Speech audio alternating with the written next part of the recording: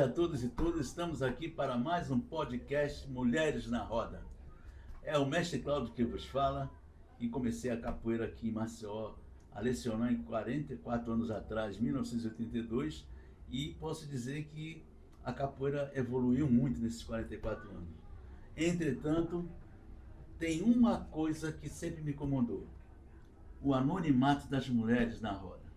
Então, esse projeto que nós concorremos no edital, que é o Cultura em Movimento, através da realização da Citalme, nos proporcionou essa possibilidade de criar uma entrevista com as mulheres mais antigas, mais experientes, mais reconhecidas de Maceió. Entre elas, estamos entrevistando hoje a nossa querida contramestra Pantera, que eu também chamo carinhosamente de Lica. E hoje a gente vai perguntar para ela sobre a sua trajetória, do seu início, como começou, por que a capoeira entrou na vida dela, como entrou, o que é que levou ela a se apaixonar, né, e se dedicar tamanhamente a essa cultura. Boa noite, Lica. Boa noite, contramestra Pantera, nossa mais nova candidata à mestria, né? Esse ano, dia 12 de dezembro, estaremos realizando esse sonho junto comigo, né, que sou seu avô de capoeira. Então vamos falar um pouco do seu início na capoeira, como se deu. Boa noite, mestre, boa noite a todos. Primeiramente é um prazer estar nesse podcast e falar um pouquinho e mostrar também para as mulheres o quanto a gente pode ser ouvida. E esse podcast, mestre, é importante, que é uma das coisas que eu quero fazer depois que eu me tornar mestra. Entrevistar mulheres do interior, né, que ainda não tem voz, que não são ouvidas, mas que fazem trabalhos maravilhosos. Eu sou a contramestra Pantera, Quitéria Soares, tenho 42 anos e tenho 31 anos de capoeira, né? E a capoeira entrou para mim extremamente por acaso. Primeiro que eu sou do interior, sou do Major Isidoro, Alto Sertão, sou filha de sertanejo e, como todo sertanejo, tem muitos filhos, né? Eu venho de 6 irmãos e cada um tem uma função nas suas casas, né? Os filhos já começam de pequenininho tendo funções. E a minha função simplesmente era cuidar dos terreiros, que eram enormes, maiores até do que eu, né? Que sempre fui pequenininha, e cuidar dos animais. E esse cuidar dos animais eu já tirei de cedo, né? E eu com 10 anos, mais ou menos, 10 para 12, eu cuidava dos animais de um lado e meu pai de outro. E eu andava no meio do mato, né? Com minhas cabras. Eu não era pastora, porque tinha outros animais, mas em especial com as cabras. E cuidava delas, alimentava e trazia de volta para casa. E nisso tinha um terreiro. Hoje a gente pode dizer que é um terreiro, mas culturalmente falando, né, era Xangô que a gente chamava e tinha medo. Infelizmente, as pessoas tinham preconceito, né, muito grande com a religião e a gente era inclusive proibido de passar na frente, que dirá por trás. E aí, para você ver como as coisas são perfeitas, eu andava no meio do mato sozinha, mesmo sendo uma criança, mas era uma época, né, há 30 anos atrás, que a gente não tinha essa preocupação. E os pais soltavam mesmo as crianças e não estavam nem aí, a gente só voltava de noite, quando levava umas palmadas para entrar para dentro de casa. E eu com as minhas cabras lá, né, para lá e para cá, e aí tinha um senhor, né, o pai João. E ele com aquele olhar tão carinhoso, ele ficava no fundo, que era um terrenão baldio muito, muito, muito grande, que dava acesso à minha casa. Hoje em dia é tudo casa. Mas a gente morava em muitas terras, assim. E ele olhava, eu o dia todinho para cima e para baixo, pastorando as cabras para elas não passar e nem comer a palma dos outros, né? Para não ser presa, nem meu pai. E ele olhava, e já no finalzinho da tarde, isso era quase que direto, ele: ei, menina, vem cá, vem tomar uma aguinha aqui. Tem uns meninos aqui para tu brincar. Eu digo: eu posso não, que eu tô cuidando das cabras. Ele: venha, rapaz. E eu com medo. Porque as pessoas diziam que tudo que era da religião de matriz africana era coisa do demônio. Infelizmente eu cresci aprendendo assim, tá? Graças a Deus hoje eu entendo que não. E aí eu tinha medo de pisar ali, que me tremia, porque as pessoas diziam que ali não prestava, dessa forma mesmo.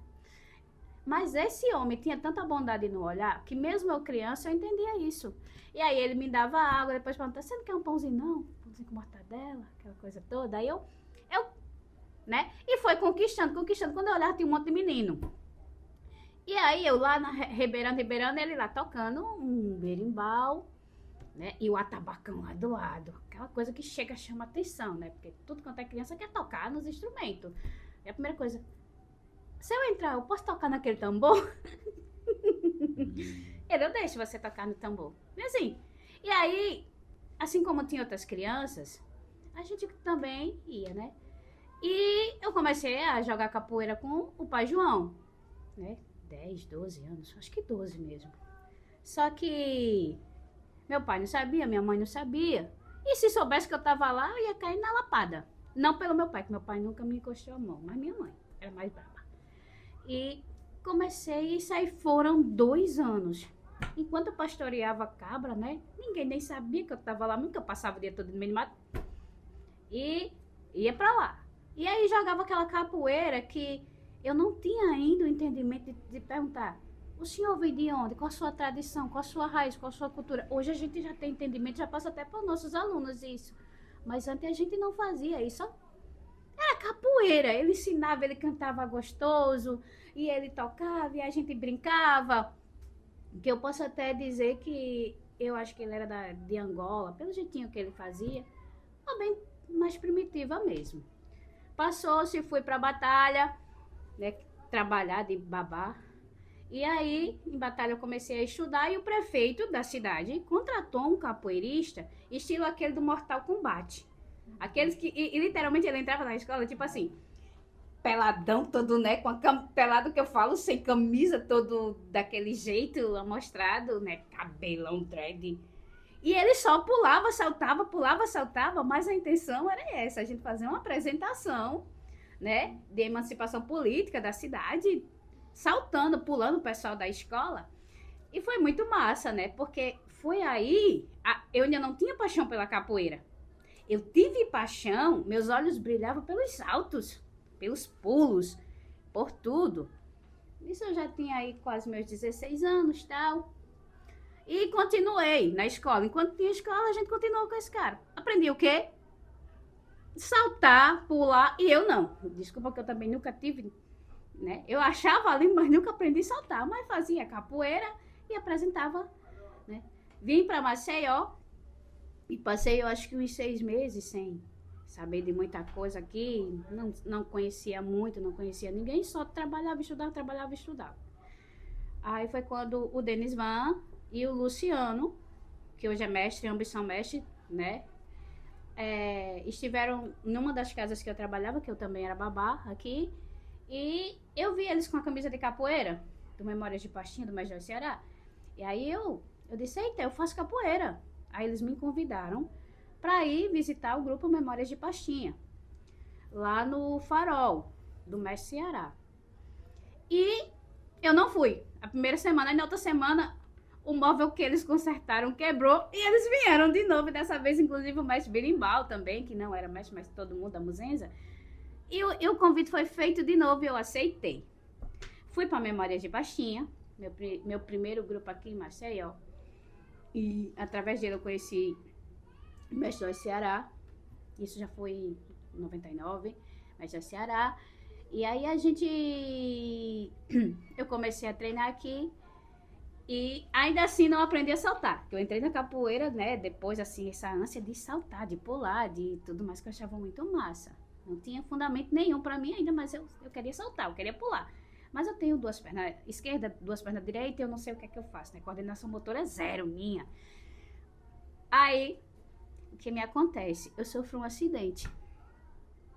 E aí, imagina uma menina, eu tinha 18 anos, foi em 2000, uma menina que tinha um sonho de saltar, de pular, né, de fazer acrobacias na capoeira. eu simplesmente quebrei mesmo as duas pernas, desloquei o fêmur de lugar, e até hoje são fora do lugar, né?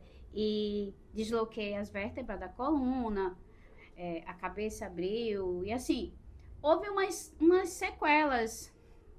E entre essas sequelas eu passei 6 meses de cadeira de roda. Eu fiquei sem falar devido à sequela na cabeça. Eu tive que reaprender a falar, reaprender a tudo. Parecia uma bebê. E nesse processo, o Mestre Joyce Ceará foi extremamente importante. Minha família no interior, sem condições, que hoje, graças a Deus, é diferente. E ele deixou, inclusive, de algumas viagens para cuidar de mim, de uma aluna. Até então, a gente não tinha envolvimento algum, de uma aluna. Porque eu vivia só, eu era, como ele dizia, uma porra louca, eu vivia só, né? Trabalhando, me sustentando, como uma nordestina, né? A diferença é que eu não fui para São Paulo, eu fiquei aqui em Maceió. E aí, nesse processo, ele me ajudou bastante, inclusive em cuidados, tudo. E daí, depois a gente veio a se relacionar. Só que quando eu, com 6 meses, que foi liberado, eu saí de casa, voltar a tentar ter uma vida social, primeiro local que eu fui, mesmo de cadeira de roda, eu fui pra academia, eu fui treinar. Quer dizer, fui olhar os outros treinar. Aí nisso o meu professor viu eu me tremendo na hora que ele passando o movimento, né? E a perna tremenda, a perna que não movimentava. E ele começou, Liquete, mexe, eu não posso, mexe. Ele pegava, mexia. E, né, e eu senti as pernas literalmente voltar a ter vida. Essa perna, a minha esquerda, a direita só estava toda machucada, arrebentada.